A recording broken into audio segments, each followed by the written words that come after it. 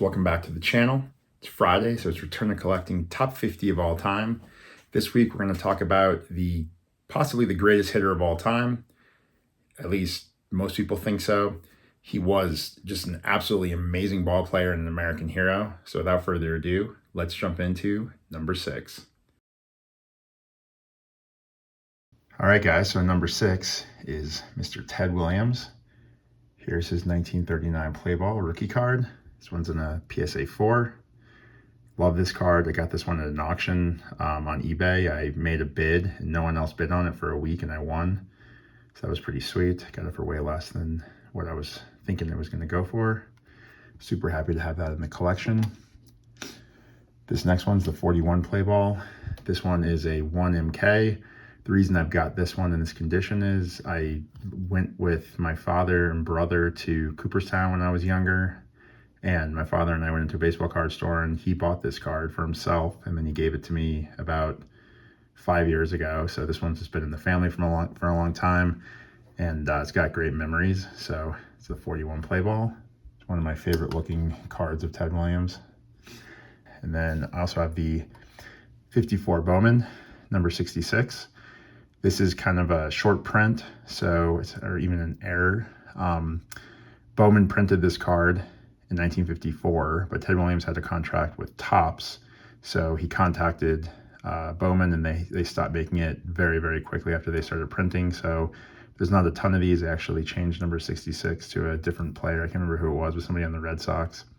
There's the back of that. So I'm super happy to have that in the collection. And then my Ted Williams autographed baseball. So the greatest left fielder of all time. Theodore Samuel Williams was born on August 30th, 1918 in San Diego. He was named after President Theodore Roosevelt and his father, Samuel Williams. Ted was taught baseball from his maternal uncle, Saul Venzer, who played semi-pro baseball. As a side, Saul pitched against both Babe Ruth and Lou Gehrig during his semi-pro days.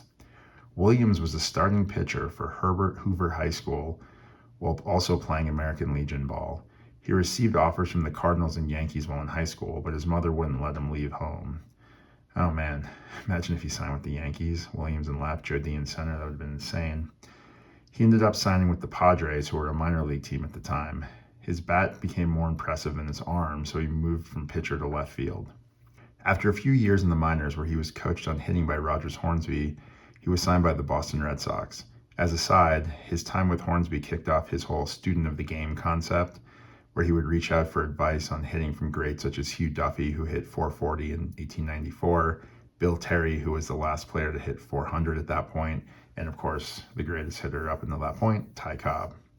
Teddy Ballgame's absolute focus on the science of hitting made him one of, if not the best hitter of all time. He likely achieved his #1 goal for his career, being remembered as the greatest hitter who ever lived. His awards include 2-time Triple Crown winner. Only he and Rogers Hornsby won it more than once. He missed out on getting a third Triple Crown in 1949 by one hit.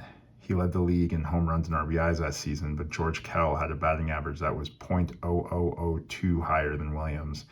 Though not as close as 1949, he led the league in homers and batting average with a .406 in 1941, missing out on RBIs by 5 to Joe D. He was a 2-time MVP, though by today's standards he likely would have won 5. He didn't win the MVP in either of his Triple Crown seasons or the season that he hit .406. He was a 19-time All-Star, a 6-time batting champ, and 5-time Major League Player of the Year. His single-season performances included leading the league in runs scored 6 times, doubles twice, home runs 4 times, RBIs 4 times, walks 8 times, batting average 6 times, including his age 38 and 39 seasons. He only hit under 300 once in his career. He was the last player to hit 400 when he went into the last game of the season in 1941, batting 400. He was offered to be benched to keep his 400. Instead, he played both games of a doubleheader. He went 6 for 8, ending the season with a .406. He led the league in on-base percentage 12 times, slugging percentage 9 times, OPS 10 times. He had over a 1.0 OPS in every single season he played but one. He led the league in OPS plus 9 times, including over 207 times, and led the league in total bases 6 times. For his career, he had 1,798 runs scored, 20th all time, 2,654 hits, 525 doubles, 71 triples, 521 home runs, putting him 22nd all time. He actually hit home run number 521 in his final at bat. It's also alleged that he has the farthest home run at Fenway Park at 502 feet, which is honored by a lone red seat in right field. He had 1,839 RBIs, putting him 16th all time, 2,021 walks, putting him 4th all time, 344 batting average, putting him 8th all time in Major League Baseball, a 482 on base percentage, putting him 1st all time in Major League Baseball, a 634 slugging percentage, putting him 2nd all time in Major League Baseball, a 1.116 OPS, putting him 2nd all time in Major League Baseball, and a 1.91 OPS plus, putting him 2nd all time in Major League Baseball. Though the Splendid Splinter had incredible career numbers, they likely would have been quite a bit better had he not missed 3 seasons in his prime to serve his country as a naval aviator during World War II. While many athletes joined up for World War II, they took recruiting-related roles. Williams, on the other hand, chose a combat role. He also served as a captain in the Marines during the Korean War. He's a true American hero. During his career, Williams was such a student of the science of hitting, he literally wrote the book on the subject. He was inducted into the Baseball Hall of Fame on July 25, 1966.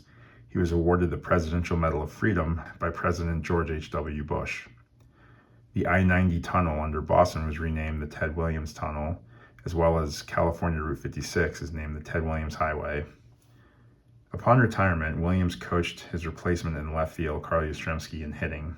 He started the Ted Williams baseball camp where he'd give hitting clinics. He managed the Washington Senators and Texas Rangers from 1969 to 1971. He was also an avid fisherman who was inducted into the International Game Fish Association Hall of Fame. He's one of only 4 athletes to be inducted into more than one Hall of Fame for one professional sport. He later did an endorsement deal with Sears for lines of fishing, boating, and baseball equipment. In his later life, he was a fixture at card shows doing autographs. Williams died of cardiac arrest on July 5, 2002. He wished to be put into biostasis. His head and body were frozen separately and were stored in liquid nitrogen at Alcor Life Extension. Interesting. Some quotes about Ted Williams. One of my best friends on earth and the greatest hitter I ever faced, and I faced a lot of guys, including Lou Gehrig. He was also a great friend to my wife Ann and me. He was a great American. Pitcher Bob Feller. Ted was the greatest hitter of our era. He won 6 batting titles and served his country for 5 years, so he would have had more. He loved talking about hitting and was a great student of hitting and pitchers. Stan Musial. The way these clubs shifted against Ted Williams, I can't understand how he could be so stupid not to accept the challenge to hit to left field. Ty Cobb. He could hit better with a broken arm than we could with 2 good arms. Jerry Coleman.